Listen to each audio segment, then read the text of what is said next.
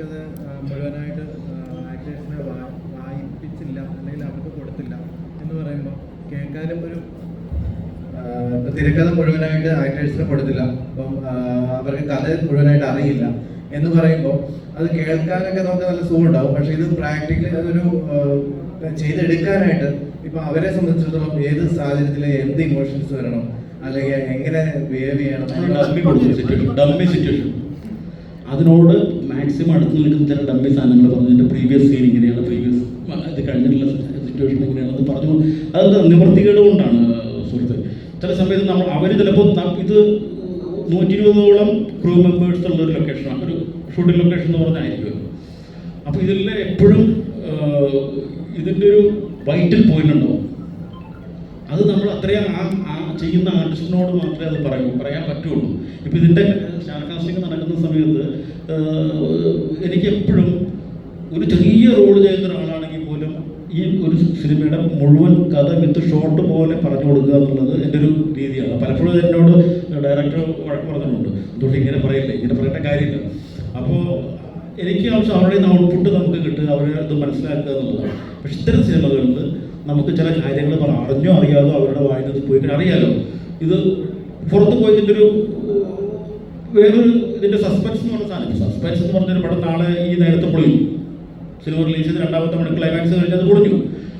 പക്ഷെ അപ്പോഴും ഒരു മൊമെൻ്ററി സസ്പെൻസ്, വീണ്ടും കാണാനുള്ള ആ സസ്പെൻസ് എന്താണ് എന്ന് കാണാനുള്ള ഒരു ആഗ്രഹമുള്ള സസ്പെൻസ് ചിത്രങ്ങളുടെ വിജയം എപ്പോഴും. ഇപ്പോഴും നമ്മൾ CBI ഇറങ്ങുമ്പോൾ ഫസ്റ്റ് നമ്മൾ കണ്ടുകൊണ്ടിരിക്കുന്നത് എന്തുകൊണ്ടാണ് നമുക്കറിയാം, എല്ലാവർക്കും അറിയാം അത് ആരാണ് അത് കൊന്നതെന്നുള്ളത് അല്ലേ. അപ്പോൾ അത് ഇപ്പോൾ സുഹൃത്ത് ചോദിച്ചത് കറക്റ്റാണ്. ആർട്ടിസ്റ്റിൽ നിന്ന് ഔട്ട്പുട്ട് കിട്ടുമെന്ന് ചോദിച്ചാൽ നമുക്ക് വേറെ നിവൃത്തിയില്ല. അപ്പോൾ ഇവരോട് ചില ഡമ്മി കാര്യങ്ങൾ പറയുന്നതൊക്കെയാണ്. ചില സമയത്ത് നമ്മൾ മിസ്ഗൈഡ് ചെയ്യുവർ, നീയാണ് വില്ലത്തി അല്ലെങ്കിൽ നീയാണ് വില്ലൻ കണ്ടത് ആരും പറയരുത്, അയാൾ അതനുസരിച്ച് ഭയങ്കരമായിട്ട് പെർഫോം ചെയ്യും. ചിലപ്പോൾ നമുക്ക് ആവശ്യമായിരിക്കും ഇയാളെ വില്ലനെന്ന് തോന്നിപ്പിച്ചുകൊണ്ട് ഒരു പോയിന്റ് വരെ അയാളെ കൊണ്ടുപോകണം ചില ഓഡിയൻസിന്. ഇപ്പം നീ എല്ലാ വില്ലനും കൊണ്ട് നീ വില്ലനെ പോലെ അഭിനയിക്കാൻ പറഞ്ഞു കൊടുത്താൽ അയാൾ ചെയ്യില്ല, അയാൾ ചെയ്യുന്നത് മെക്കാനിക്കലായിരിക്കും. അപ്പോൾ അയാൾ സെർട്ടൈൻ ലിമിറ്റ് വരെ നീയാണ് ഇതെല്ലാം ചെയ്യുന്നത്, താനാണ് ചെയ്യുന്നത്, ഇങ്ങനെ ചെയ്യണമെന്ന് പറഞ്ഞ് കൊണ്ടുപോയിട്ട് അല്ല എന്ന് പറയുന്ന. അപ്പോൾ കുറച്ചും കൂടി എനിക്ക് തോന്നുന്നത് നാച്ചുറലായിട്ടുള്ളൊരു ഓർഗാനിക് ആയിട്ടുള്ളൊരു ഔട്ട്പുട്ട് കിട്ടുന്നതാണ് എനിക്ക് തോന്നിയിട്ടുള്ളതും അനുഭവം.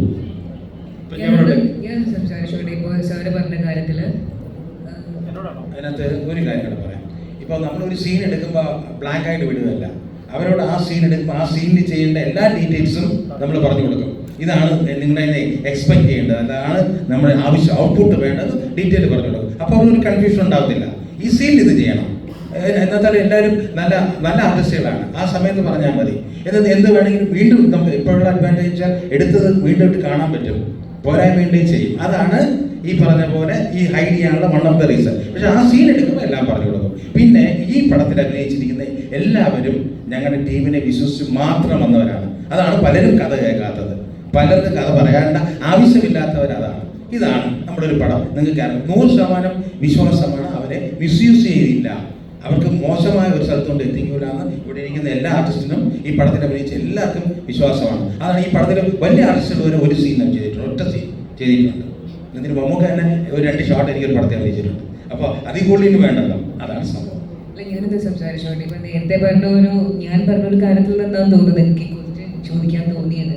ഈ പറഞ്ഞ പോലെ സാറ് നമ്മുടെ അടുത്ത് ഈ പറഞ്ഞ പോലെ പറയുമ്പോൾ 1 ലൈൻ ഫുൾ പറയും, മീൻസ് ഈ സിനിമയുടെ കഥ മൊത്തം നമ്മുടെ അടുത്ത് പറയും. പിന്നെ ഈ പറഞ്ഞ പോലെ ചില ക്യാരക്ടേഴ്സിനെ ഹൈഡ്, അത് നമ്മൾ അറിയേണ്ട ആവശ്യം ഉണ്ടാവില്ല. ഈ പറഞ്ഞ പോലെ നമ്മളുമായിട്ട് പാട്ടല്ലാത്ത ആയിരിക്കാം ഈ പറഞ്ഞ പോലെ കഥയിലെ ടൈലറ്റിൽ വരുന്ന കുറച്ച് സസ്പെൻസ് ആയിട്ട് വരുന്ന ക്യാരക്ടേഴ്സിനെ ഈ പറഞ്ഞ പോലെ മനഃപൂർവ്വം ഹൈഡ് ചെയ്യും. പക്ഷെ ഈ പറഞ്ഞ പോലെ ഞാനൊക്കെ എന്ന് വെച്ച് കഴിഞ്ഞാൽ എനിക്ക് ആ ക്യാരക്ടറിന്റെ മൊത്തത്തിൽ വ്യക്തത കിട്ടിയിട്ട് പെർഫോം ചെയ്യുന്നതാണ്. അല്ലാതെ ഈ പറഞ്ഞ പോലെ ബ്ലാങ്ക് ആയിട്ട് നമ്മൾ രാവിലെ പോകുന്നു, ക്യാമറയുടെ മുമ്പിൽ നിൽക്കുന്നു, സാർ ആക്ഷൻ പറയണോ ചെയ്തോ പറയുമ്പോൾ അങ്ങനെ ചെയ്യുന്നതല്ല. നമ്മുടെ എന്താണ് ക്യാരക്ടർ, ഇതിന്റെ ബാക്ക്ഗ്രൗണ്ട് എന്താണ്, ഇതിന് മുമ്പോട്ട് പോകുമ്പോൾ എങ്ങനെയാണ്, ഇവരുടെ ഫുള്ളൊരു ജേണിയും ഇവർ വളർന്നപ്പോൾ തൊട്ട് ഈ പറഞ്ഞ പോലെ എൻജാകുന്നവരുടെ എല്ലാ കാര്യങ്ങളും നമ്മുടെ അടുത്ത് പറയുന്നുണ്ട്. അങ്ങനെ ഡീറ്റെയിലിംഗ് ചെയ്തിട്ടാണ്. പിന്നെ ഈ പറഞ്ഞ പോലെ സാറിനോടുള്ളൊരു ട്രസ്റ്റ് നമ്മൾക്കുണ്ട്. ഞാൻ ഫസ്റ്റ് ഹീറോയിനായിട്ട് അഭിനയിക്കുന്നത് അദ്ദേഹത്തിന്റെ സിനിമയിലാണ്. അപ്പോൾ ഈ പറഞ്ഞ പോലെ വിളിക്കുമ്പം ഈ പറഞ്ഞ പോലെ വെറുതെ ഒരു ക്യാരക്ടറിനെ വിളിക്കില്ല. കാരണം സാർ എന്നെ പറഞ്ഞിട്ടുണ്ടായിരുന്നു, വിളിച്ച സമയത്ത് ഗൗരി എൻ്റെ സിനിമയിൽ വേണം, അദ്ദേഹം ഒരു ഗ്യാപ്പിന് ശേഷം ചെയ്യുന്നൊരു സിനിമയാണ്. അപ്പോൾ ഭയങ്കര സന്തോഷമാണ് ഈ പറഞ്ഞ പോലെ ആ ക്യാരക്ടർ ചെയ്തിട്ടും ഞാൻ ഈ പറഞ്ഞ പോലെ ഞാൻ ഓക്കെയാണ്, ഞാൻ ഹാപ്പിയാണ് ഈ പറഞ്ഞത്. അതേപോലെ അതെനിക്ക് തോന്നുന്നു ഞാൻ പറഞ്ഞ ഒരു കാര്യത്തിൽ നിന്നാണ് തോന്നുന്നു ഒരു ചോദ്യമുണ്ടായിരുന്നു. ഇവിടെ ഇരിക്കുന്ന എല്ലാവർക്കും അവരവരുടെ പാട്ടും അറിയാം, കഥയും അറിയാം. പിന്നെ ചില കാര്യങ്ങൾ ഈ പറഞ്ഞ പോലെ നമ്മൾ ഹൈഡ് ചെയ്ത് വെക്കും. ഞാനൊക്കെ എന്ന് വെച്ചാൽ പെർഫോം ചെയ്യുമ്പോൾ ഞാൻ മോട്ടറിൽ പോയി നോക്കാത്തൊരു ആർട്ടിസ്റ്റാണ്. അത് എൻ്റെ ടെൻഷൻ കൊണ്ടാണ്. ഞാൻ എൻ്റെ ഐബൻ ഘോഷി തന്നെയാണെങ്കിലും ഞാൻ അഭിനയിച്ചത് ഈ പറഞ്ഞ പോലെ ഫുൾ സിനിമ കാണുന്നത്, കഥ വായിക്കുമ്പോൾ ഫുൾ അറിയാം, സിനിമയായിട്ട് മൊത്തം കാണുന്ന തിയേറ്ററിൽ നിങ്ങളെല്ലാവരും ഫസ്റ്റ് ഡേ പോയി ഇരിക്കുമ്പോൾ കാണില്ലേ, അതേപോലെ തന്നെയാണ് ഞാൻ എല്ലാ സിനിമയും കാണുന്നത്. നാളെയും ഈ സിനിമ ഞാൻ കാണാൻ പോകുന്നു അങ്ങനെയാണ്. അപ്പോഴാണ് എനിക്ക് ഈ സിനിമയിൽ ഇങ്ങനെ കാര്യങ്ങളുണ്ടല്ലോ, ഇങ്ങനെ ആർട്ടിസ്റ്റുകൾ ഇങ്ങനെ ചെയ്തിട്ടുണ്ടല്ലോ, ഇതാണ് കഥ എന്നുള്ളത് ഫുൾ നമ്മൾക്ക് മനസ്സിലാവുന്നപ്പോഴാണ്. അതിലെനിക്ക് തോന്നുന്നൊരു ത്രില്ലിംഗ് ഉണ്ട് ഫസ്റ്റ് കാണുമ്പോൾ.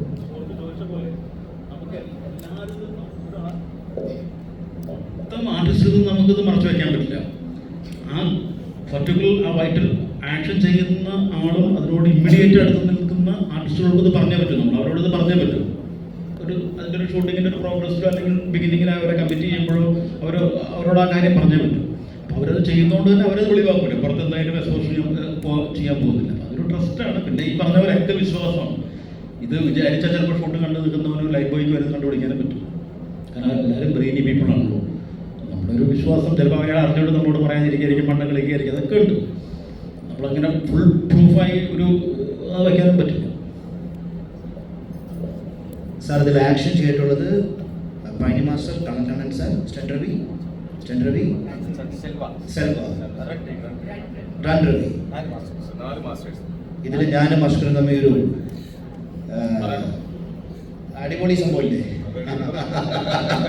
അതിനകത്ത് 4 ഫൈറ്റ് മാസ്റ്റേഴ്സാണ് ഈ ഏറ്റവും ലീഡിങ് ആയിട്ടുള്ളത്. അവർ ഏതാണ്ട് ഒരു 6 ഫൈറ്റ്, ഒരു 8-10 സീക്വൻസ് ഉണ്ട് ഏതാണ്ട് ആക്ഷൻ മൂഡിലുള്ള 10. കാരണം അത് പടത്തിന് ആവശ്യമാണ്, അതുകൊണ്ടാണ് അങ്ങനെ ചെയ്തത്. രാജാ സാഹിബ് ഞാൻ മൊത്തം കഥ ചോദിച്ചപ്പോൾ ഞാൻ ഒന്നും പറഞ്ഞില്ല. അവസാനം രാജാ സാഹിബ് ഫൈനലിൽ പറഞ്ഞത്, ചത്ത ആൾക്ക് അറിഞ്ഞൂടാ ഞാനാണോ ചത്തതെന്ന്, കൊന്ന ആൾക്ക് അറിഞ്ഞൂടാ ഞാനാണോ കൊന്നതെന്ന് എന്ന് ചുമ്മാ ഒരു തമാശയ്ക്ക് പറഞ്ഞു. ശരിക്കും ആക്ഷൻ്റെ കാര്യം പറഞ്ഞപ്പോഴാണ് എല്ലാവരും നമ്മളൊക്കെ ചെറുപ്പം മുതലേ സിനിമ കാണുമ്പോൾ ആക്ഷൻ കിങ് എന്ന് പറഞ്ഞിരിക്കുന്ന അദ്ദേഹമാണ് അടുത്തിരിക്കുന്നത്. ഞാൻ ശരിക്കും ഇതിന് ഫൈറ്റ് കാണാൻ വേണ്ടിയിട്ട് എനിക്ക് സീനില്ലാത്ത ദിവസം ഞാൻ വെയിറ്റ് ചെയ്തിട്ടുണ്ട്. സാറിൻ്റെ അടുത്ത് ചോദിച്ചിട്ട് സാർ എന്നെ ഓടിക്കാൻ ശ്രമിച്ചിട്ടുണ്ട്, നിൽക്കണ്ട ഒക്കോ എന്ന് പറഞ്ഞിട്ട്. ഞാൻ ലൈവായിട്ട് ബാബുചേട്ടൻ്റെ ഫൈറ്റ് ഈ സിനിമയിലാണ് ആദ്യമായിട്ട് ഷൂട്ട് ചെയ്യുമ്പോൾ കാണുന്നത്. ഒരുപാട് സന്തോഷം ഉണ്ടായിരുന്നു. കാരണം നിങ്ങൾക്ക് എല്ലാവർക്കും ഭയങ്കര ഇഷ്ടമല്ലേ നമ്മൾ ചെറിയ കാലം തൊട്ടേ, അദ്ദേഹം സീനിയർ ആയതുകൊണ്ട് പറയുന്നതാണ് കേട്ടോ. അപ്പൊ അത് ലൈവായിട്ട് കണ്ടു ബാബുചേട്ടൻ്റെ റിയൽ ഫൈറ്റ്. ബാബു സാറും ഞാനും തമ്മിൽ ഒരുപാട് ഫൈറ്റ് ചെയ്തിട്ടുണ്ട്. ഹൈവേ പോലീസ് ചിത്രത്തിൽ എനിക്ക് അങ്ങനെ ഒരു ഭാഗ്യം കിട്ടിയിട്ടുണ്ട് സാറായിട്ട് ഫൈറ്റ് ചെയ്യാൻ. പടം അഭിനയിച്ചിട്ടുണ്ട്, ഇപ്പോൾ പൊന്നിയിൻ സെൽവൻ അഭിനയിച്ചിട്ടുണ്ട്, പക്ഷേ കോമ്പിനേഷനിലായിരുന്നു. പക്ഷേ ഹൈവേ പോലീസിൽ സാറായിട്ട് എനിക്ക് ഫൈറ്റ് ചെയ്യാൻ ഒരു ഭാഗ്യം ഉണ്ടായിരുന്നു. 2 വലിയ ആക്ഷൻ ഹീറോസ് എന്ന് പറയാം. കാരണം എന്നെക്കാളും വലിയ സീനിയർ ആർട്ടിസ്റ്റാണ് റിയാസ് ഖാനാണെങ്കിലും ബാബു സാറാണെങ്കിലും. അപ്പം ഇവരുടെ കൂടെ വർക്ക് ചെയ്യാൻ പറ്റി.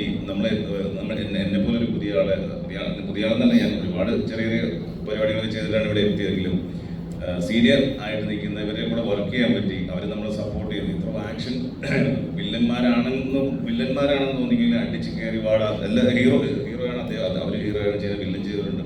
ഇവരെ കൂടെ വർക്ക് ചെയ്യാൻ പറ്റി. നമ്മളെ സപ്പോർട്ട് ചെയ്യുന്ന ആക്ഷൻസ് ചെയ്യുമ്പോൾ ഒരുപാട് പരിപാടികളുണ്ട്. എന്തെങ്കിലും ഒരു ബുദ്ധിമുട്ടുകളും ഉണ്ടാകാതെ എന്നെ ഒരുപാട് ഹെൽപ്പ് ചെയ്യുന്ന ഒരു മനുഷ്യനാണ് റിയാസ് ഖാൻ. ബാബു സാർ അദ്ദേഹം ഫൈറ്റ് സീക്വൻസ് കണ്ട് നല്ല അഭിപ്രായങ്ങൾ പറഞ്ഞുകൊണ്ട് ഞാനും ബാബു സാറുമായിട്ട് ഇനി അടുത്തൊരു പരിപാടികൾ എല്ലാവരും ഞങ്ങളൊരു ഫാമിലി പോലെ തന്നെ. അത് വളരെ സന്തോഷമാണ്. എല്ലാത്തിൻ്റെയും നെടുതൂണായിട്ട് ടി സുരേഷ് സാറ്, അതേപോലെ വലിയൊരു ഡയറക്ടർ നമ്മുടെ കൂടെ ഉണ്ട്. അതുപോലെ നമ്മൾ സപ്പോർട്ട് ചെയ്യുന്ന നമ്മുടെ വലിയൊരു പ്രൊഡ്യൂസർ ഉണ്ട്. ഞങ്ങളെല്ലാവരും ഒരു കുടുംബം, അത്രേ ഉള്ളൂ. സിനിമയിൽ വേറെ കളത്തരങ്ങളോ ഒന്നുമില്ല. ഒരു കുടുംബം, എല്ലാവരും ജീവിക്കാൻ വേണ്ടി കഷ്ടപ്പെടുന്ന ആൾക്കാരല്ലേ അല്ലേ. നെക്സ്റ്റ് സാർ, അതുപോലെ ഇപ്പോൾ നമ്മൾ പഴയ സിനിമകളെ പറ്റി റിയാസ്ക ഇപ്പോൾ നമ്മളിപ്പോൾ ഈ ഗജനിയുടെ റീ റിലീസിനെ സംബന്ധിച്ച് കുറേ ചർച്ചകളുണ്ടായിരുന്നല്ലോ. അപ്പോൾ മൊത്തത്തിൽ ഇപ്പോൾ ഈ പഴയ സിനിമകൾ വീണ്ടും വീണ്ടും റിപ്പീറ്റ് അടിച്ച് കാണാനാണ് ആളുകൾ കൂടുതൽ ആഗ്രഹിക്കുന്നത്. നമ്മളിപ്പോൾ ഇറങ്ങുന്ന ന്യൂജൻ സിനിമകളൊക്കെ ആളുകൾ 1-2 പ്രാവശ്യം കാണുകയും അവരുടെ കുട്ടിക്കാലത്ത് ഉണ്ടായിരുന്ന സിനിമകളൊക്കെ വീണ്ടും 10-15 പ്രാവശ്യം, ഈവൻ സാർ ഇപ്പോൾ സുരേഷ് സാർ പറഞ്ഞ പോലെ, സന്തോഷ് സാർ പറഞ്ഞ പോലെ തന്നെ ഡയലോഗുകൾ ഉൾപ്പെടെ കാണാപ്പാടാണെങ്കിലും ആ പഴയ സിനിമകൾ വീണ്ടും വീണ്ടും കാണാൻ ആളുകൾ ആഗ്രഹിക്കുന്നു. അപ്പോൾ ഇത് എന്തുകൊണ്ടായിരിക്കും റിയാസ്ക അങ്ങനെ ഒരു സെൻസേഷൻ? ഇപ്പോൾ അടിച്ചു കയറി പോലെ നമ്മൾ ആ ഒരു ട്രെൻഡിങ് ലെവലിൽ കഴിഞ്ഞ് നിൽക്കുകയാണ് ഇപ്പോൾ. സോ എന്തുകൊണ്ടാണെന്ന് ഇപ്പം എനിക്കറിയില്ല, പക്ഷെ നടന്നത് ഭയങ്കര ഹാപ്പിയാണ്. ഓക്കെ, ബിക്കോസ് ഒരു ജനറേഷന് അറിയാത്ത കാര്യം വീണ്ടും ആ ജനറേഷൻ അത് കാണുകയാണ്. സോ മേ ബി ഒരു 30-40 ഇയേഴ്സ് ഓൾഡ് ഒരാൾ ഗജനിയിൽ എന്നെ അറിയായിരിക്കും, പക്ഷേ ഇപ്പോഴത്തെ പിള്ളേർ, ചെറിയ കുട്ടികൾ, അവർക്ക് അറിയില്ലായിരിക്കും ഗജനി എന്താണ്. So one generation is watching that. So അതിലേക്ക്, ആ ജനറേഷനിലേക്ക് ഞാൻ വീണ്ടും കയറി ചെല്ലുകയാണ്. സോ അതുകൊണ്ട് മീൻസ് സോ ഹാപ്പി. പ്ലസ് ഈ റിലീസ് ചെയ്യുന്ന പടങ്ങളൊക്കെ ഹിസ്റ്ററിയിൽ മാർക്ക് ചെയ്ത ഫിലിംസാണ്. സോ വീണ്ടും അത് കാണട്ടെ, അതുകൊണ്ട് ഇൻസ്പയർ ആവട്ടെ, യങ് ക്രിയേറ്റേഴ്സ് വരട്ടെ, ആക്ടേഴ്സ് അതുകൊണ്ട് റെഫറൻസ് കിട്ടെ. സോ ഹാപ്പി മൂമെൻറ്റ്സ് ഇല്ല. ബാബു സാർ, അതുപോലെ ഇപ്പോൾ നമ്മളൊക്കെ ചെറുപ്പത്തിൽ ഇപ്പോഴത്തേക്ക് ഹീറോ ആണ് സാർ. അപ്പോൾ ഈ ഒരു ഏത് ബാബുവാണ്? ബാബു ഞാൻ സ്വന്തമായിട്ട് ഒരു മൈക്കുമായിട്ട് വന്നു മരിക്കുന്നുണ്ട്. ഓക്കെ സാർ, ഇപ്പോൾ പഴയ ഒരുപാട് സിനിമകളിൽ നമ്മൾ ഒരുപാട് ഇൻസ്പയർഡ് ആയ ഗൂസ് ബംസ് തന്ന ഒരാളാണ് സാർ, ഇപ്പോഴും തന്നുകൊണ്ടിരിക്കുന്ന ഒരാളാണ്. അപ്പോൾ ഈ ഒരു ആക്ഷൻ സിനിമകളിലേക്കുള്ള വിഷയം, അപ്പോൾ നമ്മൾ ഇടുക്കി ഗോൾഡ് പോലുള്ള സിനിമകൾ സാറിൻ്റെ അങ്ങനത്തെ അത്തരം കഥാപാത്രങ്ങൾ നമ്മൾ ഒരുപാട് ആസ്വദിച്ചിട്ടുണ്ട്. അപ്പോൾ സാറിന് എപ്പോഴെങ്കിലും തോന്നിയിട്ടുണ്ടോ ലൈക്ക് ഈ ഒരു ആക്ഷൻ സീക്വൻസസ് ഒക്കെ വിട്ട് കുറച്ചുകൂടി ക്യാരക്ടർ റോളുകളാണ് എനിക്ക് ഇനി ചെയ്യാനുണ്ടാവുക, അല്ലെങ്കിൽ ചെയ്താൽ കുറച്ചുകൂടി നന്നാവുമെന്നും, അതുപോലെ DNA നമുക്ക് ഈ ഒരു ടൈപ്പ് കാസ്റ്റിങ്ങിനപ്പുറത്തേക്ക് നമുക്ക് എന്തെങ്കിലും പ്രതീക്ഷിക്കാൻ പറ്റുമോ സാർ? നമുക്കൊരു ആക്ടറെ സംബന്ധിച്ചിടത്തോളം വെറൈറ്റി കഥാപാത്രങ്ങൾ ചെയ്യാൻ കിട്ടുന്ന ഒരു അവസരം എപ്പോഴും വെൽക്കമാണ്. കാരണം വൈശാലി ആണെങ്കിലും ഇടുക്കി ഗോൾഡാണെങ്കിലും, പിന്നെ അതുപോലെ കടല ദാദ ചന്ത, പിന്നെ അതുപോലെ തന്നെ അപരാഹ്നം ശയനം, അങ്ങനെ ഒരുപാട് വെറൈറ്റി കഥാപാത്രങ്ങൾ നമുക്ക് ചെയ്യാൻ സാധിക്കുന്നുണ്ട്. അപ്പോൾ ആക്ഷൻ അല്ലെങ്കിൽ ഏതെങ്കിലും ഒരു കഥാപാത്രം വിടുക എന്ന് പറയുന്നൊരു സംഭവം ഇതിനകത്ത് ഉദിക്കുന്നുണ്ട്. കാരണം ആക്ഷൻ എന്ന് പറയുന്നത് തന്നെ അതൊരു പാർട്ട് ഓഫ് ക്യാരക്ടറാണ്. ഒരു സിനിമയിൽ ശരിക്കും പറഞ്ഞു കഴിഞ്ഞാൽ ആക്ഷൻ സ്റ്റാർട്ട് ക്യാമറ കഴിഞ്ഞാൽ പിന്നെ ആക്ഷനുണ്ട്.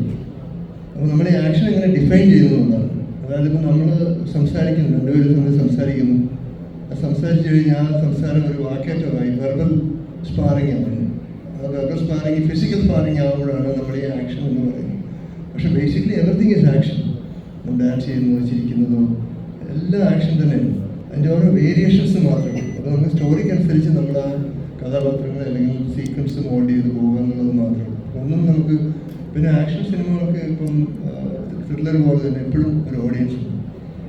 ഒരു ഫിസിക്കൽ ആക്ഷൻ, അതായത് ഫിസിക്കൽ സ്പാറിംഗ് എന്ന് പറയുന്നത് അത് ഈ ചെറിയ വെർബൽ സ്പാറിംഗ് ഡെവലപ്പ് ചെയ്തിട്ടാണ് ഉണ്ടാകുന്നത്. അപ്പോൾ അതിൻ്റെ ഒരു ബാക്ക്ഗ്രൗണ്ട്, അതിന് ആ ഫൈറ്റ് ചെയ്യേണ്ട സമയത്ത് നമ്മൾ ഫൈറ്റ് ചെയ്യണം. അതാണ് അതൊരു ഫൈറ്റ് കാണിക്കാൻ വേണ്ടി ഫൈറ്റ് ചെയ്യുമ്പോൾ അതൊരു ഡെമോൺസ്ട്രേഷനാണ്. So you have to go with the story. അതുകൊണ്ടാണ് ചന്ത, കടൽ, ദാദ അല്ലെങ്കിൽ പ്രദേശ്, ആ സിനിമകളൊക്കെ ഇതുപോലെ നമ്മളിപ്പോഴും കണ്ടുകൊണ്ടിരിക്കുന്നത്. അപ്പോൾ അതിൽ നമുക്കൊന്നും കഥയ്ക്കനുസരിച്ച് പോകുന്നുള്ളൂ, നമുക്കൊന്നും വിടാൻ പറ്റില്ല. Babu sir, Babu sir, Babu sir, Babu Antony sir. Sir, ഒരു ഇന്റർവ്യൂവിൽ പറഞ്ഞു കേട്ടിരുന്നു ഒരു സിനിമ സംവിധാനം ചെയ്യാൻ ആഗ്രഹമുണ്ട് എന്നുള്ളത്. അപ്പോൾ അതിൻ്റെ നടപടികളൊക്കെ തുടങ്ങുന്നതായും അന്ന് പറഞ്ഞു കേട്ടിരുന്നു. അപ്പോൾ അതിൻ്റെ ഒരു അപ്ഡേറ്റ് പറയാൻ പറ്റുമോ? അത് ഒരു സിനിമ സംവിധാനം ചെയ്യുക എന്ന് പറഞ്ഞാൽ അത്ര എളുപ്പമുള്ള കാര്യമല്ല. അത് ബാബുവിനോട് ചോദിച്ചറിയാം. ഒരുപാട് സമയവും ഒരുപാട് സമയം ചെലവഴിച്ച് നമ്മൾ ഒരു വർഷമെങ്കിലും അതിൻ്റെ പുറകെ നിന്നാലും നമുക്ക് അതിനത് നടക്കും. പിന്നെ അതിന് പറ്റിയ കാസ്റ്റിങ്, എൻ്റെ സംബന്ധിച്ചുള്ള സിനിമ എന്ന് പറയുന്നത് വളരെ ട്രഡീഷണൽ ആയിട്ടുള്ള ഒരു അപ്രോച്ചാണ്. ഞാൻ സിനിമയിൽ ഒരു കഥ ഡെവലപ്പ് ചെയ്തു, പിന്നെ അത് സ്ക്രിപ്റ്റായി, ഡയലോഗുകളായി, പിന്നെയാണ് കാസ്റ്റിംഗ് വരുന്നത്. ഇപ്പോഴത്തെ സിനിമ എന്ന് പറയുന്നത് ആദ്യം കാസ്റ്റിംഗ് മുന്നിൽ കണ്ടുകൊണ്ടുള്ള പരിപാടികളാണ് ഒരു 99% നടക്കുന്നത്. അപ്പം അങ്ങനെ ഒരു സിനിമ എനിക്ക് ചെയ്യാൻ ബുദ്ധിമുട്ടുണ്ട്. അപ്പോൾ ചില കാസ്റ്റിംഗ് നമ്മുടെ മനസ്സിലുള്ളത് പ്രൊഡ്യൂസറിന് വായിക്ക് OTT ആയിട്ടില്ല, അല്ലെങ്കിൽ ബിസിനസ് നടക്കില്ല, അങ്ങനെയൊക്കെ പറയുന്നത് നമുക്കത് ചെയ്യാൻ ബുദ്ധിമുട്ടാണ്. അങ്ങനെ പാഷനേറ്റായിട്ടുള്ള അല്ലെങ്കിൽ സിനിമയോട് പാഷനേറ്റ് ആയിട്ടുള്ള ഒരു പ്രൊഡ്യൂസർ വരുമ്പോൾ എൻ്റെ സിനിമകൾ എനിക്ക് ചെയ്യാൻ പറ്റുള്ളൂ. പിന്നെ അതുപോലെ എനിക്ക് ആ സമയം അത്രയും ഇപ്പോൾ എനിക്കില്ല. പിന്നെ സിനിമ ഡയറക്റ്റ് ചെയ്യുന്നത് ഇത്ര ഈസി ആയിട്ടുള്ള കാര്യമല്ല. ഒന്നല്ല, 2 സിനിമയാണ് എൻ്റെ മനസ്സിലുള്ളത്. ഞാൻ ബാബുവിനോട് പറയുന്നുണ്ട്, അതൊന്ന് എനിക്ക് ചെയ്തു തരൂ, പലപ്പോഴും ഞാൻ പറയാറുണ്ട്. ഇതിനകത്ത് ബാബു ആക്ഷനാണെങ്കിലും നല്ല സിനിമകളാണ് ബാബുവിൻ്റെ മനസ്സിനുള്ളിലുള്ളത്. അതാണ് ആക്ഷൻ ചെയ്യും, അതിപ്പോൾ നമുക്കൊരു ജോലിയുടെ ഭാഗം. സുരേഷ് ബാബു സാർ, ഇപ്പോൾ ഈ പുതിയ തലമുറയിലെ സിനിമകൾ ഒരുപാട് സാർ ഇപ്പോൾ നമുക്ക് അത്തരം സിനിമകൾ സംഭാവന ചെയ്ത ഒരാളാണ്. അപ്പോൾ അതിനുശേഷം ഒരു ഗ്യാപ്പിന് ശേഷം സാർ വീണ്ടും വരുന്നു. അപ്പോൾ അതിനിടയിൽ മലയാള സിനിമ ഒരുപാട് മാറിയിട്ടുണ്ടായിരുന്നു. അപ്പോൾ ഇപ്പോൾ സാറിൻ്റെ ഒരു ഐഡിയൽ, സാറിന് എന്താണ് ഇപ്പോഴത്തെ ഒരു ഡയറക്ടേഴ്സ് അല്ലെങ്കിൽ ഇപ്പോഴത്തെ സിനിമ അതിൻ്റെ പെർസ്പെക്റ്റീവ് എന്താണ് സാറിന് അത്തരം കാര്യങ്ങളോടുള്ള സാറിൻ്റെ ഒരു വീക്ഷണം എങ്ങനെയാണ്? ഞാൻ സിനിമയുടെ കൂടെ സഞ്ചരിച്ച ആളാണ്. അപ്പോൾ ഗ്യാപ്പ് വന്നു എല്ലാ സിനിമകളും ഞാൻ കാണും. അപ്പോൾ അതുകൊണ്ട് എനിക്ക് അപ്ഡേഷൻ ഏതാണ്ട് അറിയാൻ പറ്റും. പിന്നെ ടെക്നിക്കലി നമ്മൾ അതിനെപ്പറ്റി ചുമ്മാ ഇരിക്കില്ല, നമ്മൾ അതിനെപ്പറ്റി ചെയ്യും, അതിനൊക്കെ ഇടയ്ക്ക് വേറെ വർക്കുകൾ ചെയ്യുന്നുണ്ടായിരുന്നു. അതാണ് സത്യം. അതുകൊണ്ട് എനിക്കതൊരു വലിയ ഗ്യാപ്പായിട്ടോ അല്ലെങ്കിൽ ഞാൻ പുറകോട്ടാണ് എന്നുള്ള തോന്നലില്ല. അതുകൊണ്ട് എന്തായാലും ഇപ്പോൾ ഒരു 4-5 സിനിമ ഇനി ഞാൻ ഡയറക്റ്റ് ചെയ്യുന്നുള്ളൂ മൊത്തം. അപ്പോൾ അതിനകത്ത് മൊത്തം 5 പടവും എൻ്റെ മനസ്സിലുണ്ട്. അതുകൊണ്ട് ഇനിയിപ്പോൾ വേറെ ആർട്ടിസ്റ്റിനെ തേടി പോവുക അങ്ങനെയുള്ള കാര്യങ്ങൾ ഇല്ല. അതാണ് സത്യം. ഞാൻ പറഞ്ഞല്ലോ, സുരേഷ് ബാബു ഞങ്ങൾ 2010 ഒരു ബ്ലൂ മാറ്റോ ഗ്രീൻ മാറ്റോ ഒന്നും ഇല്ലാണ്ട് ഒരു വെറും പ്രൊപ്പല്ലർ വെച്ച് മാത്രം ഞാൻ ഹെലികോപ്റ്ററിൽ നിന്ന് ഇറങ്ങി നടന്ന് വണ്ടി കയറി പോകുന്നൊരു മെഷീൻ അന്ന് എടുത്തായിരുന്നു. അപ്പോൾ ഇപ്പോഴും ഞാൻ ബാബുവായിട്ട് സംസാരിക്കാറുണ്ട്. പുള്ളി അപ്ഡേറ്റഡ് ആണ്. എൻ്റെ ഒരു അറിവിൽ ഇപ്പോൾ ഉള്ള പല ഡയറക്ടേഴ്സിനെക്കാട്ടിലും കൂടുതൽ ഈ പുതിയ തലമുറയിലുള്ള പല ആൾക്കാരെ കൂടുതലും ബാബു അപ്ഡേറ്റഡ് ആയിട്ട് എനിക്ക് ഫീൽ ചെയ്യാറുണ്ട്. ഇപ്പോഴും പിള്ളേരും വളരെ അപ്ഡേറ്റഡ് ആണ്, ഇല്ലെന്ന് ഞാൻ പറയുന്നില്ല. There are a lot of very talented guys now. ഈ പടം കണ്ടിട്ട് ടെക്നിക്കലി എല്ലാ സൈഡും പറഞ്ഞാൽ മീൻസ് വിഷ്വലായാലും ശരി സൗണ്ട് സൈഡായാലും എങ്ങനെ ഉണ്ടെന്നുള്ള വിലയിരുത്തി അറിയിക്കുക. അപ്പോൾ അറിയാം ഈ പടത്തിൻ്റെ ഇത് എന്താണെന്നുള്ള. സാർ അതുപോലെ ഇപ്പോൾ റായിലക്ഷ്മിയുടെ ക്യാരക്ടർ എഴുതുന്ന സമയത്ത് സന്തോഷ് തന്നെ പറഞ്ഞൊരു കാര്യമായിരുന്നല്ലോ, ഇത് ഒരു പുരുഷ കേന്ദ്രീകൃതമായ രീതിയിലുള്ള ഒരു സ്ക്രിപ്റ്റാണ്, അല്ലെങ്കിൽ അത്തരം കഥാപാത്രമാണ് അത് പ്ലേ ചെയ്യുക എന്നുള്ള നിലക്ക് വേണം അത്തരം ഡയലോഗുകൾ എഴുതാനുള്ളത്. ശരിക്കും അത് എന്തായിരുന്നു അങ്ങനെ ഒരു മുന്നറിയിപ്പിൻ്റെ ഉദ്ദേശം? സാധാരണ ഇപ്പോൾ നമുക്ക് വന്ന ലേഡി ക്യാരക്ടേഴ്സൊക്കെ അറിയാം, സിനിമയിൽ വന്ന പോലീസ് ഓഫീസേഴ്സിൻ്റെ ക്യാരക്ടേഴ്സൊക്കെ എല്ലാം കുറച്ച് കഴിയുമ്പോഴത്തേക്കും ഹീറോ കയറി അങ്ങ് മുകളിലോട്ട് പോകും, അല്ലെങ്കിൽ ബാക്കിയുള്ള ആർട്ടിസ്റ്റുകൾ കയറി ബാക്കിയുള്ള ക്യാരക്ടേഴ്സ് മുകളിലോട്ട് പോകും. പക്ഷേ ഇവർക്ക് അങ്ങനെ ഇത് അപ്പോൾ ആദ്യമേ ഒരു ആണാണ്, ഒരു സുരേഷ് ഗോപി അല്ലെങ്കിൽ ബാബു ആൻഡി അല്ലെങ്കിൽ മമ്മൂക്ക അല്ലെങ്കിൽ മോഹൻലാൽ, അങ്ങനെ ഒരു രീതിയിലുള്ള ക്യാരക്ടർ പോലെ ഞങ്ങൾ പ്ലാൻ ചെയ്തു. എന്നിട്ട് അത് ഉൾക്കാൻ ചെയ്തു, മീൻസ് തിരിച്ച് റോയൽ ലക്ഷ്മിയിലേക്ക് പോയി. അപ്പോൾ ഒരിക്കലും ഒരു ഡ്രോപ്പ് വരത്തില്ല. കാരണം മോഹൻലാലിനെ അല്ലെങ്കിൽ ഈ പറഞ്ഞ സുരേഷ് ഗോപി അല്ലെങ്കിൽ ബാബു ആൻഡി അല്ലെങ്കിൽ മമ്മൂക്കയോ നമുക്ക് ഒരു ക്യാരക്ടർ പോലീസ് ഓഫീസറുടെ ക്യാരക്ടർ ഇട്ട് നമുക്ക് തിരിച്ച് താത്തിയെടുക്കാൻ പറ്റത്തില്ല. ആ ഒരു റേഞ്ചിന് വേണ്ടി ഞങ്ങൾക്ക് ഒരു ചേഞ്ചിന് വേണ്ടിയിട്ടാണ് നമ്മൾ അങ്ങനെ പ്ലാൻ ചെയ്തത്. അതൊരു ഡിഫറെൻറ്റ് ക്യാരക്ടറാണ്, അവർ മനോഹരമായിട്ട് ചെയ്തിട്ടുണ്ട്. ഇടയ്ക്ക് ഞങ്ങൾക്ക് വേറെ ഒരു 3-4 കാസ്റ്റിംഗ് ഇങ്ങനെ മനസ്സിൽ തോന്നിയാണ്. പക്ഷെ അതൊക്കെ ഇത് വന്നപ്പോൾ ഒന്നുമല്ല, അത്ര മനോഹരമായിട്ട് ലക്ഷ്മി റോയ് ചെയ്തിട്ടുണ്ട്. അത് പണം കാണുമ്പോൾ അറിയാം. ലക്ഷ്മി റോയ് റോയ് ലക്ഷ്മി.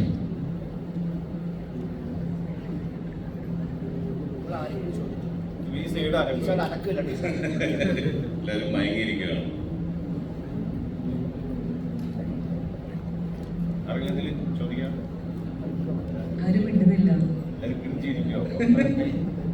ഭക്ഷണം കഴിക്കാൻ അങ്ങോട്ട് ചോദിക്കുന്നു എന്നോട്.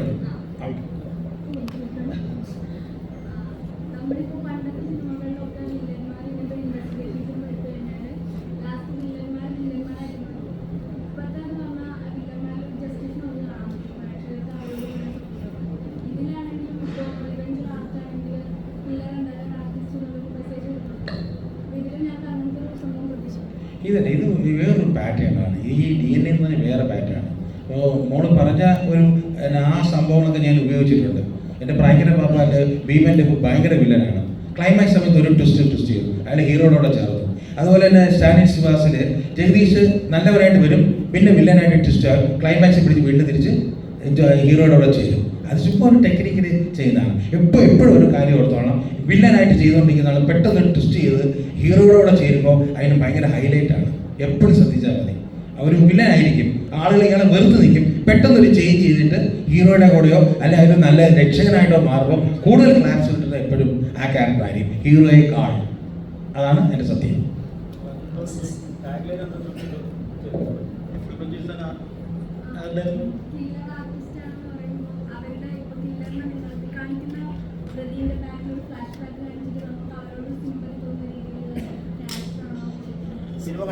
അല്ല,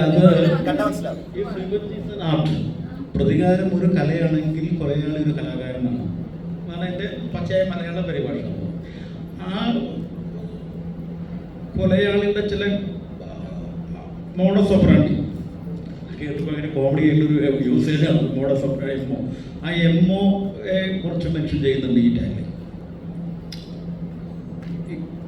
കില്ലറിൻ്റെ മോഡസ് ഓപ്പറാണ്ടി കുറച്ച് ഹൈലൈറ്റ് ചെയ്യുന്ന അത് കുറച്ച് ഭാഗമായിട്ട് നമ്മുടെ പടത്തിൻ്റെ ഒരു ടാഗ് ലൈൻ പോലെ ഉപയോഗിച്ചെന്ന് തോന്നുന്നു. അതിൽ ചോദ്യത്തിൻ്റെ ഉദ്ദേശം എന്തായിരുന്നു? എന്തായിരുന്നു കറക്റ്റ്?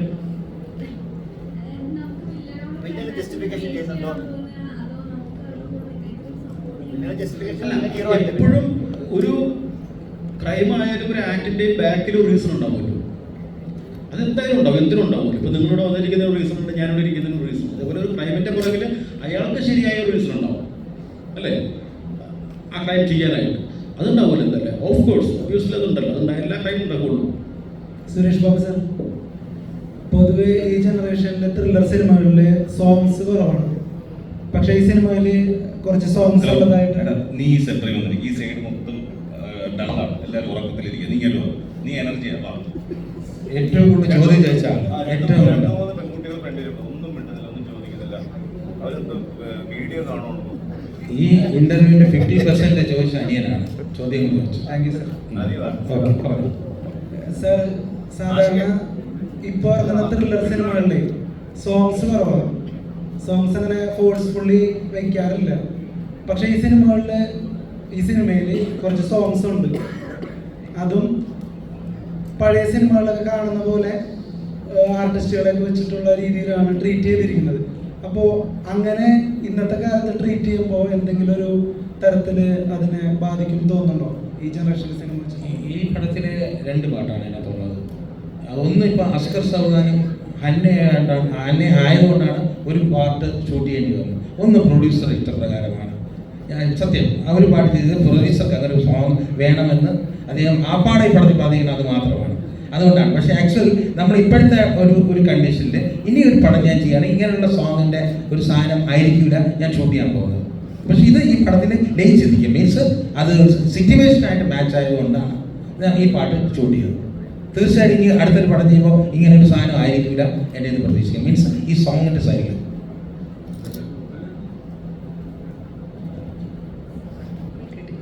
ചോദിച്ചോ? ഹലോ.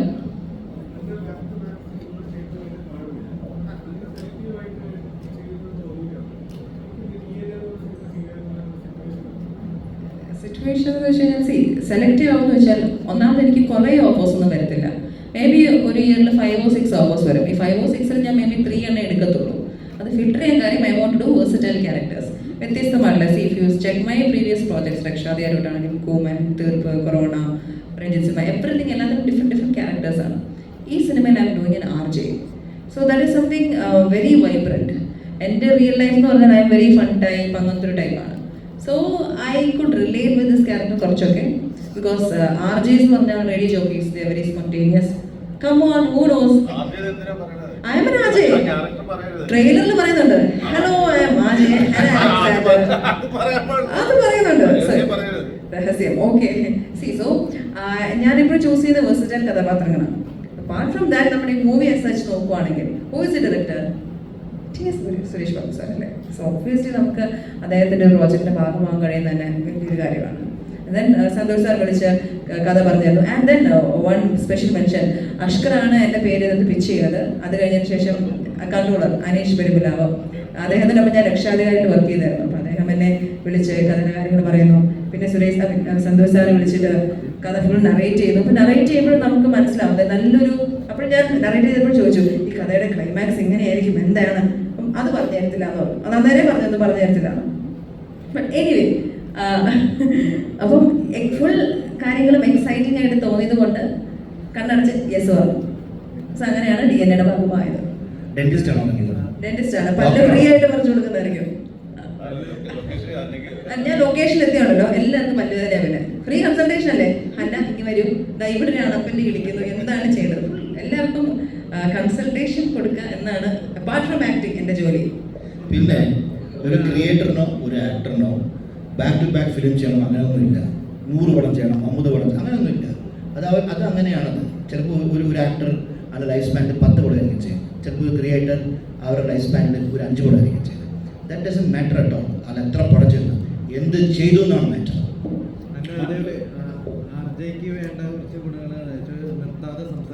അതാ ഞാനിപ്പോൾ പറയാൻ പോകുന്നത്. നല്ല സൗണ്ടാണ്. അപ്പോൾ ഒരു റിക്വസ്റ്റ് ഇപ്പോൾ ഇവർക്ക് വേണ്ടിയിട്ട് നമ്മുടെ പടത്തിൽ റേഡിയോ സ്റ്റേഷനിലെ എഫ് സ്റ്റേഷനിലെ ഒരു ഡയലോഗ് ഇപ്പോൾ അതേ മോഡുലേഷനിലെ ട്രെൻഡിൽ ഇവിടെ പറയണം.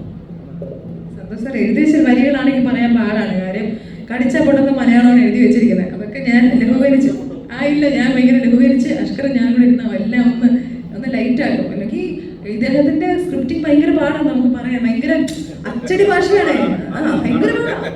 അപ്പൊ ഞാൻ അഷ്കർ സ്ക്രിപ്റ്റ് ഇട്ടപ്പോൾ തന്നെ കണ്ടു തള്ളിയിരിക്കും, ദൈവം ഇതെങ്ങനെ പറയും. അപ്പൊ ഞാനും കൂടെ ഞങ്ങളെ കൂടെ ഇരുന്ന് കൊളോക്കിലാക്കും, കുറച്ചും കൂടെ ഞങ്ങളുടേതായിട്ടുള്ളൊരു ചെറിയ സിമ്പിൾ ആക്കിയിട്ടാണ് പറയാറ്. അതിനൊപ്പം ചോദിച്ചാൽ എന്റെ സൗണ്ട് നല്ലതാണ്. You are the only person ഇങ്ങനെ പറഞ്ഞത്. എന്റേന്ന് പറഞ്ഞാൽ ഭയങ്കര ബാസ് ബേസ് ഡബിങ്ങിന് എന്നെ തന്നെ എനിക്ക് പറയാൻ ഭയങ്കര പാടാണ്. എന്തോ ആക്ച്വലി ഞാൻ പറഞ്ഞിരുന്നു, ഇല്ല നമ്മളൊരു ഡീൽ ഉണ്ടായിരുന്നു, ഞാൻ പറഞ്ഞതിനെ നോക്കി പറഞ്ഞെന്ന് പറഞ്ഞായിരുന്നു. എന്താ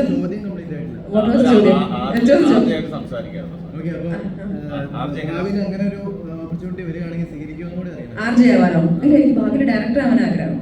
ആക്ച്വലി ഞാൻ ജിത്തു സാറിന്റെ, പ്രിയൻ സാറിന്റെ, ടി എസ് സുരേഷ് ബാബു സാറിന്റെ ഇവരുടെ ഒക്കെ കൂടെ വർക്ക് ചെയ്യുന്നതിന്റെ കാര്യം ഇതൊക്കെ എന്റെ ക്രാഷ് കോഴ്സസ് ആണ്. ഇവരുടെ ഒക്കെ കൂടെ ഫ്രീ ആയിട്ട് എനിക്കൊരു കോഴ്സ് കിട്ടുകയാണ്, എങ്ങനെ ഡയറക്റ്റ് ചെയ്യാമെന്ന് പഠിക്കുകയാണ്.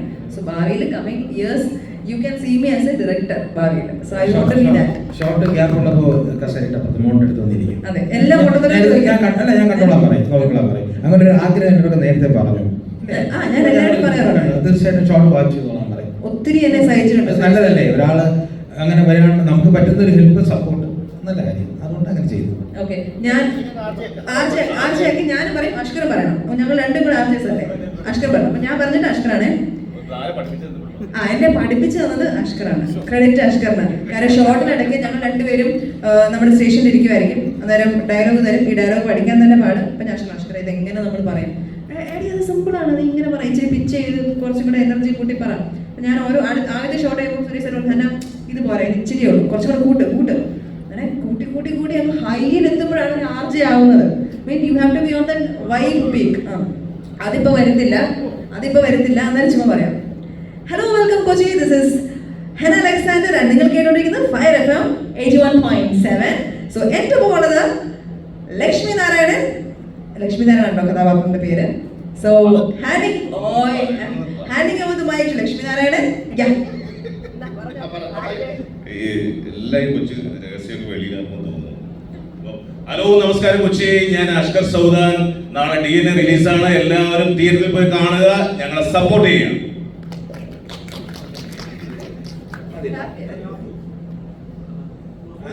ആരോടാണ്? എന്നോട്.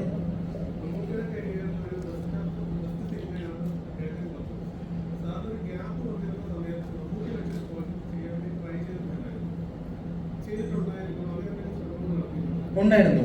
കായൽ സാമ്രാട്ട് ഒരു സബ്ജക്റ്റ് ഞങ്ങൾ പ്ലാൻ ചെയ്തു. അത് 3 റൈറ്റേഴ്സ് ആയിരുന്നു. അത് കഥ ഷാജി പാണ്ഡവത്ത്, തിരക്കഥ Dennis Joseph, script Damodaran master. അത് ഏതാണ്ട് മൂവായി ഒരു ഫൈനൽ വന്നതാണ്. അപ്പോൾ ആ സമയത്ത് അത് കുറച്ച് കാര്യങ്ങൾ കൊണ്ട് അത് വർക്കൗട്ട് ആവാതെ പോയി. എന്നതല്ല, ഇത്രയും കോസ്റ്റ് ഒന്നും അന്ന് താങ്ങത്തില്ല. അന്ന് ഈ പറഞ്ഞാൽ മമ്മൂക്ക നല്ല സ്ട്രോങ് ആണ്. പക്ഷെ എന്നാലും നമുക്കൊരു നമ്മുടെ കാൽക്കുലേഷൻ്റെ മുകളിലായിരുന്നു എൻ്റെ പ്രോജക്റ്റിൻ്റെ കോസ്റ്റ്.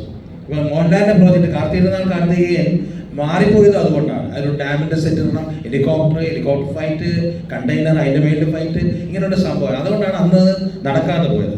അത് നല്ല സബ്ജക്റ്റ് ആയിരുന്നു. കാരണം കായൽ സാമ്രാട്ട് ഞങ്ങൾ ഫോട്ടോഷൂട്ടൊക്കെ ചെയ്തതാണ്. നമുക്ക് ട്രിപ്പിൾ റോളായിരുന്നു. ഒരു അച്ഛനും 2 മക്കളായിട്ട് ഒരു കർഷകൻ്റെയൊക്കെ നല്ല സബ്ജക്റ്റ് ആയിരുന്നു. അതിപ്പോൾ ഇരിപ്പുണ്ട്. പക്ഷെ ഇപ്പോൾ ഇനി വീണ്ടും വർക്ക് ചെയ്തെടുക്കണം. അതുകൊണ്ട് സംഭവിക്കാതെ പോയതാണ്. മമ്മൂക്കയുടെ എൻ്റെ സബ്ജക്റ്റ് സ്ക്രിപ്റ്റ് വർക്ക് നടന്നുകൊണ്ടിരിക്കുകയാണ്. ഒരു ഇടിവെട്ട് സാധനം വരും, ഈ വിരട്ട് സാധനമൊക്കെ വരും. ഈ ഒരു പടം കൂടെ ചെയ്യണം. IPS ഒരു സാധനം കിടപ്പുണ്ട്. ബാബുവിനെ വെച്ചിട്ട് ഞാനൊരു സാധനം സബ്ജക്റ്റ് എല്ലാം പ്ലാൻ ചെയ്തിട്ടുണ്ട്. ടൈറ്റിൽ ബോബ് ആന്റണി എന്ന് പറഞ്ഞൊരു അതായത് ആക്ഷൻ എന്ന് പറഞ്ഞാൽ ഇന്ന് മലയാള സിനിമയിൽ അല്ലെ ഇന്ത്യൻ സിനിമയിൽ ഇങ്ങനൊരു ആക്ഷൻ പടം കണ്ടില്ല. സബ്ജക്റ്റൊക്കെ റെഡി ആയിട്ടുണ്ട്. അത് കഴിഞ്ഞാൽ മമ്മൂക്കയിലേക്ക് പോകും. അതിന് മുമ്പ് മമ്മൂക്കായിട്ട് ഡിസ്കഷൻ നടത്താം. മോഹൻലാലായിട്ട് വലിയൊരു പ്രോജക്റ്റ് ഉണ്ട്. അതിൻ്റെ ഒരു സബ്ജക്റ്റൊക്കെ ആയിട്ടുണ്ട്. ഇത്രയാണ് അത് കഴിഞ്ഞാൽ ഞാൻ ഈ സിനിമ ഫീൽഡ് വിടുകയാണ്. അതാണ് എൻ്റെ ഒരു കാൽക്കുലേഷൻ. അത്രയേ ഉള്ളൂ എൻ്റെ സിനിമ. ഈ പടങ്ങളിലൊക്കെ ഞങ്ങളുണ്ട്. വിടില്ല ഞങ്ങൾ. ഞങ്ങൾ സിനിമ ഫീൽഡ് ബാബുനെ വിടാൻ സമ്മതിക്കുന്നില്ല. ഇതിനൊരു സിനിമ എന്ന് പറയുന്നത് ഒരു ഓൺഗോയിങ് പ്രോസസ്സാണ്. ഇപ്പം തന്നെ ക്ലിൻറ്റ് ഈസ്റ്റ്വുഡ് ഉണ്ട്, 94 കണ്ടായിരുന്നു ഇപ്പോഴും ചെയ്തുകൊണ്ടിരിക്കുന്നത്. എന്തെന്നറിയാമോ, ചെറിയ വയസ്സ് 16 വയസ്സിൽ വന്നാണ് ഫീൽഡിൽ ഞാൻ പ്ലസ് പ്രീ ഡിഗ്രി എഴുതിയിട്ട് പിന്നെ സ്റ്റുഡിയോ പോയിക്കൊണ്ടിരിക്കുമ്പോഴാണ് ഡിഗ്രി എടുത്തത്. പിന്നെ ഒത്തിരി പേരോടെ ഞാൻ വർക്ക് ചെയ്തു. 40ഓളം പടങ്ങൾ അസിസ്റ്റൻ്റ് ഡയറക്ടറായിട്ട് വർക്ക് ചെയ്തു. 24-ാമത്തെ വയസ്സ് എൻ്റെ ഫസ്റ്റ് പടം ഡയറക്റ്റ് ചെയ്തു. 40 വർഷമാവുന്നു. ഇനി എന്താണ്, ഇനി ഒരു 4-5 പടം ചെയ്യുക, ബാക്ക് ഔട്ട് ചെയ്യുക എന്നാണ് സത്യത്തിൽ എൻ്റെ ഒരു ആഗ്രഹം. അത് ഇനി ചെയ്യുമ്പോൾ ഉള്ള പടം എല്ലാം ഒരു മൈൽ സ്റ്റോൺ പടം പോലെ ആയിരിക്കണം. ഒരു സിനിമയ്ക്ക് വേണ്ടിയിട്ടുള്ള സിനിമയുടെ സബ്ജക്റ്റ് അല്ല ഇപ്പോൾ എടുത്തു വെച്ചിരിക്കുന്നത്. ഇത്രയുള്ള ആഗ്രഹം. ഇനി എല്ലാം നമ്മുടെ കയ്യിലല്ലല്ലോ എല്ലാം. ഓക്കെ. പക്ഷെ സാർ ഇങ്ങനെ പറയും, സാർ ഒരു ഗ്യാപ്പ് എടുത്ത് ഇടയ്ക്കിടയ്ക്ക് പറഞ്ഞിരിക്കും. ഞാൻ കന്യാകുമാരി ചെയ്യുന്നതിന് സാർ ഒരു 6 years ഗ്യാപ്പിലായിരുന്നു പിന്നെ ചെയ്തത്. അത് കഴിഞ്ഞിട്ട് സാർ വീണ്ടും വരണം. അപ്പോൾ ഈ പറഞ്ഞ പോലെ അന്നും സാർ ചിലപ്പോൾ ഇങ്ങനെ മനസ്സിൽ തീരുമാനിച്ചിട്ടുണ്ടാവും, പക്ഷെ വീണ്ടും വരും.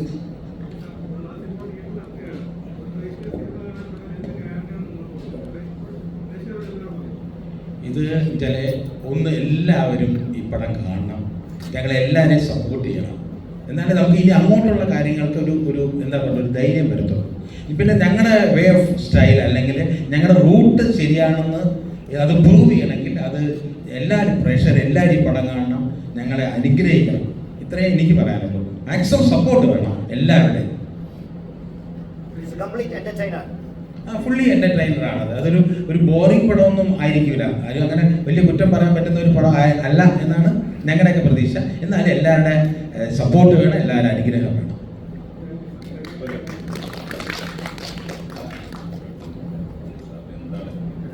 എൻ്റർടൈൻമെൻറ്റ് ഇതിൽ ബാബു സാർ പറഞ്ഞ പോലെ, പിന്നെ ബോബാനന്ദി സാർ പറഞ്ഞ പോലെ, നിങ്ങൾ ചോദിച്ചില്ല എന്നോട് ആക്ഷൻ വേറെ സി ആക്ഷൻ ഈസ് വൺ ഇത് ചെറിയ കുട്ടികൾക്കും മിഡിൽ ഏജ് മാനും വയസ്സായവർക്ക് എപ്പോഴും ആക്ഷൻ എന്ന് പറഞ്ഞൊരു ഭയങ്കര ത്രില്ലാണ്, ലാർജർ ദാൻ ലൈഫാണത്. നമ്മൾ നോർമൽ ലൈഫിൽ ചെയ്യാത്തൊരു കാര്യം നമ്മൾ സ്ക്രീനിൽ കാണുകയാണ്.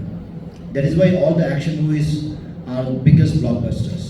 ടോം ക്രൂസ് ആയിക്കോട്ടെ, അർണോൾഡ് ആയിക്കോട്ടെ, സിൽവസ്റ്റർ സ്റ്റലോൺ ആയിക്കോട്ടെ, വാൻ ഡേം ആയിക്കോട്ടെ, ജാക്കി ചാൻ ആയിക്കോട്ടെ, anybody you name, Salman Khan ആയിക്കോട്ടെ, ഇനി അജിത്ത് ആയിക്കോട്ടെ, വിജയ് ആയിക്കോട്ടെ. So this action stands out a lot. So അങ്ങനെ ആക്ഷൻ പാക്ഡ് ഒരു ഫിലിമും കൂടെയാണ്. So youngsters come watch the movie. Action, അടിപൊളി ആക്ഷൻ ഈ പടത്തിൽ. അതുകൊണ്ട് ഈ വരുന്ന 14th വെള്ളിയാഴ്ച DNA തിയേറ്ററിലുണ്ട്. അപ്പോൾ എല്ലാവരും തിയേറ്ററിലേക്ക് കള്ളോ കപ്പയോ കരിമീനോ കൊഞ്ചോ എല്ലാം എൻ്റെ വക. അപ്പോൾ എല്ലാവരും തിയേറ്ററിലേക്ക് അടിച്ച് കയറി വാ. വളരെ സന്തോഷമുണ്ട്. കാരണം ഞാൻ ആക്ഷൻസ് കാണുന്ന റിയാസ്ക ഒക്കെ ചെയ്യുന്നത്, അവർക്ക് എന്തോരം ആക്ഷൻസ് ചെയ്തിട്ടുണ്ട്, എന്തോരം കഷ്ടപ്പാട് വേണ്ടുന്നുണ്ട്. അപ്പോൾ അവരെ കണ്ട് എനിക്ക് പഠിക്കാൻ പറ്റി. ഭവനയുടെ സാറാണെങ്കിലും അദ്ദേഹം എത്രയും മൂവീസ് മലയാളത്തിൽ കൊണ്ടുവന്നു. ഇവരെയൊക്കെ കഷ്ടപ്പാടുകൾ നമ്മൾ കാണുന്നുണ്ട്. അപ്പോൾ ഇവരെ കണ്ട് ഞാൻ പഠിച്ചു വരുന്നു. അപ്പോൾ ഇവരെ പോലെ നല്ലൊരു ആക്ഷൻ ചെയ്യാനും എനിക്ക് സാധിക്കട്ടെ. നന്നായിട്ട് സപ്പോർട്ട് ചെയ്യുന്നതാണ് എല്ലാവരും. അപ്പോൾ അതുപോലെ GS സാറാണെങ്കിലും ആർട്ടിസ്റ്റുകൾക്ക് ഒരു ടെൻഷനും കൊടുക്കാത്ത സിമ്പിൾ മാൻ. അതായത് ഇത് വേണം, അത്രേ ഉള്ളൂ. അല്ല, നമുക്ക് ഒരു ആർട്ടിസ്റ്റിനെ പ്രഷർ ചെയ്യിക്കത്തില്ല. പ്രഷർ ചെയ്യിപ്പിക്കുമ്പോൾ ഒരിക്കലും സംഭവം കിട്ടത്തില്ല. പിന്നെ മൈൻഡ് ഔട്ട് ആവുക. നമ്മൾ ഇത് വേണം പറയാൻ പല ഞാൻ തെറ്റാണെന്ന് പറയില്ല. പലരും പറയും എനിക്കിത് വേണം, ഇത് കിട്ടിയേ പറ്റുള്ളൂ. നമ്മൾ ചൂടാകുമ്പോൾ ആർട്ടിസ്റ്റ് ചിലപ്പോൾ ഒന്നും റിയാക്ട് ചെയ്യാൻ പറ്റില്ല. അവർ മൈൻഡ് ഔട്ട് ആവുക. ഒന്നുമില്ല ഇവിടെ. നമ്മളെങ്ങനെ ചെയ്യണം, ഇത് ചെയ്യണം കേട്ടോ, ഇത് മതി കേട്ടോ, ഇത് കുറച്ച് വേണ്ട, ഇത് മതി, അത് ഓക്കെ. നമുക്കൊരു ടെൻഷനും തരാത്ത വലിയൊരു ഡയറക്ടർ, നല്ലൊരു സ്ക്രിപ്റ്റ് റൈറ്റർ, എല്ലാ ഒരു ഫാമിലി പോലെ വലിയൊരു പ്രൊഡ്യൂസർ നമുക്ക് കിട്ടി. അദ്ദേഹത്തിൻ്റെ കൂടെ വർക്ക് ചെയ്യാൻ പറ്റി. ഇത്രയും വലിയ സീനിയേഴ്സിൻ്റെ കൂടെ എനിക്ക് വർക്ക് ചെയ്യാൻ പറ്റിയത് വലിയ സന്തോഷം. അതുപോലെ അന്ന രജീഷ് കുഷു പോലെ വലിയൊരു നായിക, അതുപോലെ ഗൗരി നന്ദയെ പോലെ അവാർഡ് കിട്ടിയ വലിയൊരു അവരുടെ കൂടെ അഭിനയിക്കാൻ പറ്റി. അതുപോലെ എൻ്റെ പപ്പൻ, എൻ്റെ ചക്കര മുത്ത്, എൻ്റെ രതീഷേറിൻ്റെ ചക്കരമുത്ത്, പപ്പൻ വലിയൊരു ക്യാരക്ടറാണ് ഇത് ചെയ്യുന്നത്. അതൊക്കെ സസ്പെൻസ് ആയതുകൊണ്ട് നമുക്ക് ഒന്നും വെളിയിൽ പറയാൻ പറ്റില്ല. ആരുടെയും ക്യാരക്ടർ പറയാൻ പറ്റത്തില്ല. ഇക്കാടെ ക്യാരക്ടർ പറയാൻ പറ്റില്ല, എൻ്റെ ക്യാരക്ടർ ആരും ഒന്നും റിവീൽ ചെയ്യാൻ പറ്റാത്തതുകൊണ്ടാണ്. ഇനി ബാക്കി നാളെ റിലീസാണ്, പ്രേക്ഷകരുടെ കയ്യിലാണ്. എല്ലാവരും ഞങ്ങൾ സപ്പോർട്ട് ചെയ്യുക. ഒരുപാട് പേരുടെ കഷ്ടപ്പാടാണ് സിനിമ, ഒരുപാട് പേരുടെ പ്രതീക്ഷകളാണ്. ഞങ്ങളെല്ലാം സപ്പോർട്ട് ചെയ്യുക. സാറിനെ സന്തോഷം. എല്ലാവരും കൂടെ വന്ന് എല്ലാവർക്കും സന്തോഷം. മാക്സിമം നമ്മൾ സപ്പോർട്ട് ചെയ്യുക. എല്ലാവരുടെ അനുഗ്രഹം, എല്ലാവരുടെ സപ്പോർട്ട് എപ്പോഴും ഉണ്ടാകും.